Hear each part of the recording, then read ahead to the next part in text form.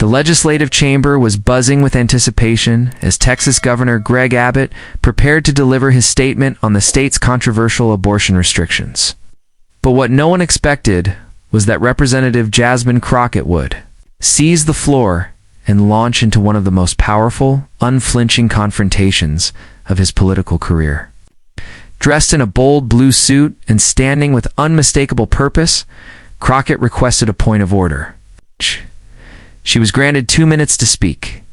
What followed was a masterclass in political clarity, legal command, and emotional truth, one that would leave the governor visibly shaken and the room stunned into silence. Crockett began by calmly citing the implications of SB 8 and the state's post-obs legislation, particularly its impact on low-income women, rape survivors, and those living in rural communities. This law, she said, was designed not with care, but with cruelty. It punishes the powerless while pretending to protect the unborn. Abbott, seated a few rows away, maintained a neutral expression, but those familiar with him could see the tightness in his jaw. Crockett continued, "Tell me, Governor, were the compassion-driven resources when women called the state hotline after being raped? Where was the support when hospitals turned them away in legal confusion?" Abbott tried to interject, claiming the state had increased funding for pregnancy resource centers. But Crockett, undeterred, replied, "You mean the same centers that aren't medically certified? That don't provide contraception, abortions, or postnatal care? Those centers aren't healthcare. They're moral billboards." Audible gasps filled the room. Some tried to call for order, but Crockett raised her voice just slightly. "I yield to facts, not spin. And the facts are these. Women are bleeding out in emergency rooms while lawyers debate viability. Is that what leadership looks like to you?" Abbott didn't respond. His eyes flicked downward to his notes, clearly rattled. Crockett then shifted to data. "Since your law took effect," she said, "Texas maternal mortality rates have risen, especially among black women. Clinics have closed. Doctors have left the state. You didn't just outlaw abortion, you outlawed safety." Her words were backed by sources, citations from health departments, and watchdog reports. Abbott stayed silent, knowing any rebuttal would require contradicting public record. Crockett looked around the chamber.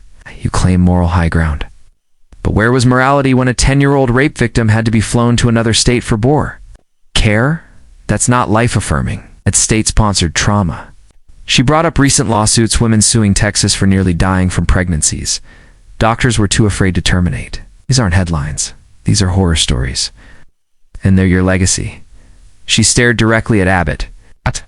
Room had become a pressurized vessel of tension. "Do you know what it's like to sit with a constituent who buried her daughter because doctors feared prosecution more than hemorrhage?"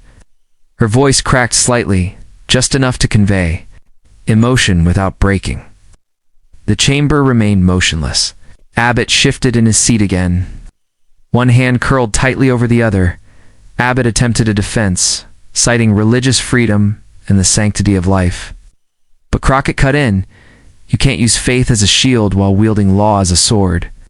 Freedom is not forcing a woman to carry a fetus that endangers her life.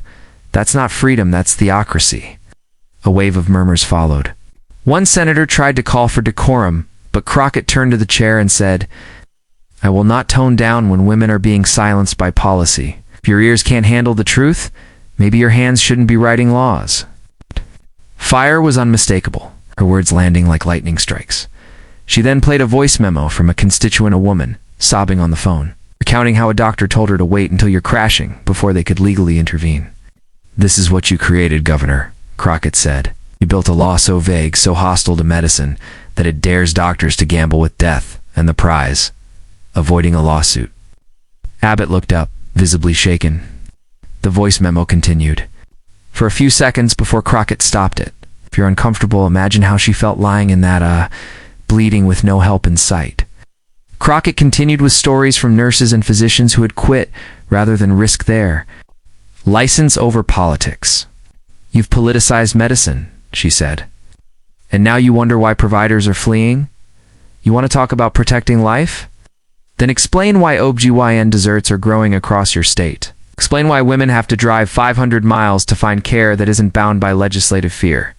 Her voice remained clear, confident. Every sentence was met with hushed shock or silent reverence.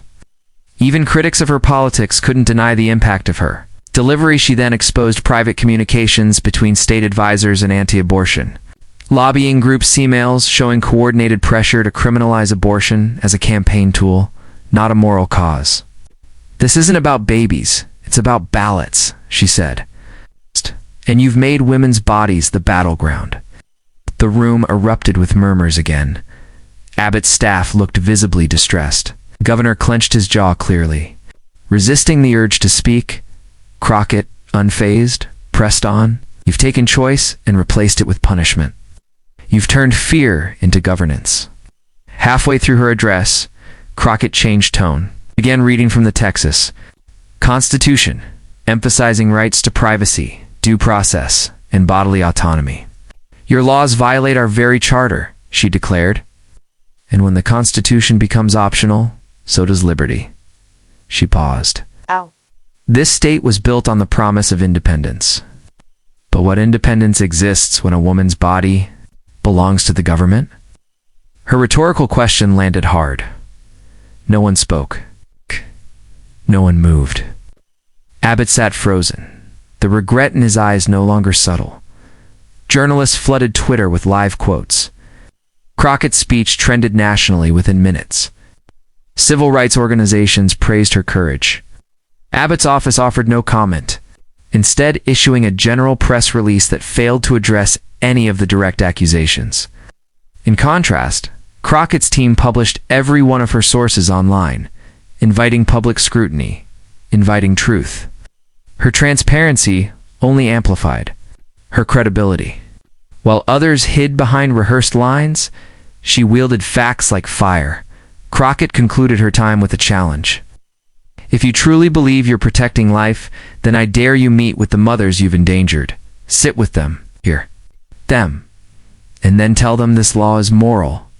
Her voice dropped to a whisper, but her message roared.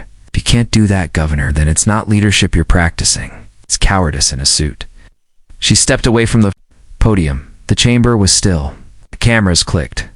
Abbott stared straight ahead, visibly shaken, his mouth slightly open, yet no words came out.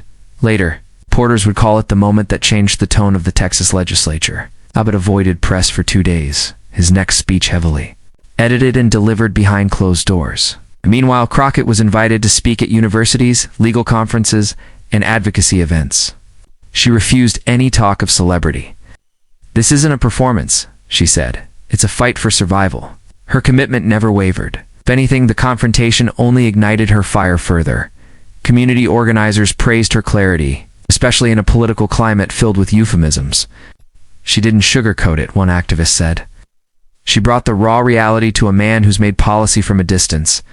Survivor networks reached out, offering their own stories for Crockett to share on record.